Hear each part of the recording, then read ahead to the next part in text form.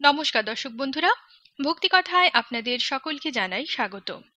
আজকের ভিডিওটিতে আমি আপনাদের পয়লা বৈশাখের উৎসব কবে পালিত হবে তা জানাবো, আর সেই সঙ্গে নববর্ষের দিন বাড়িতে ও ব্যবসায়িক প্রতিষ্ঠানে ভগবান শ্রী গণেশ ও মাতা লক্ষ্মী দেবীর পূজার তথা নতুন খাতা পূজার শুভ মুহূর্ত কি রয়েছে তাও আপনাদের জানাবো।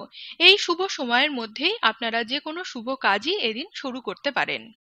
কিন্তু আজকের ভিডিওটি শুরুর পূর্বে সমস্ত দর্শক বন্ধুদের কাছে অনুরোধ রইল, আপনারা যদি এখনো ভক্তিকথায় সাবস্ক্রাইব না করে থাকেন তাহলে অবশ্যই সাবস্ক্রাইব করে নিন, আর সেই সঙ্গে বেল আইকনটিকেও ক্লিক করে রাখুন। আজকের ভিডিওটি ভালো লাগলে একটি লাইক করে দেবেন, আর কমেন্ট বক্সে আমাকে জয় শ্রী গণেশ লিখতে কিন্তু একদম ভুলবেন না। তার কারণ আমরা যে কোনো শুভ কর্মের পূর্বেই ভগবান শ্রী গণেশকে স্মরণ করি। ভগবান শ্রী গণেশের নাম নিয়েই আমাদের দিন শুভ হয় এবং আমরা শুভ কর্মের জন্য এগোতে পারি।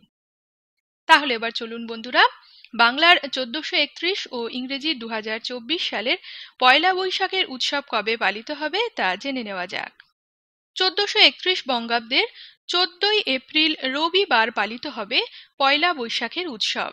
এদিন সূর্যোদয় হবে ভোর 5:22 আর সূর্যাস্ত হবে বিকেল 5:54।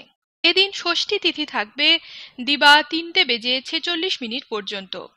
দিবা 3:46 গতে অক্ষয়া বা বিজয়া স্নান দানাদি, অশোক ষষ্ঠী ব্রত, মতান্তরে স্কন্দ ষষ্ঠী। সায়ংকালে শ্রী শ্রী বাসন্তী দুর্গা দেবীর আমন্ত্রণ ও অধিবাস, নববর্ষারম্ভ, নতুন খাতা পূজা, হালখাতা মহরত। বাংলা 1431 সাল আরম্ভ। এবার নববর্ষের দিন বাড়িতে ও ব্যবসায়িক প্রতিষ্ঠানে ভগবান শ্রী গণেশ ও মাতা লক্ষ্মী দেবীর পূজার সর্বোত্তম শুভ মুহূর্ত কি রয়েছে তা জানাচ্ছি। এদিন ভোর 5:56 গতে ও সকাল 9:24 মধ্যে পূজার সর্বোত্তম শুভ মুহূর্ত বিদ্যমান।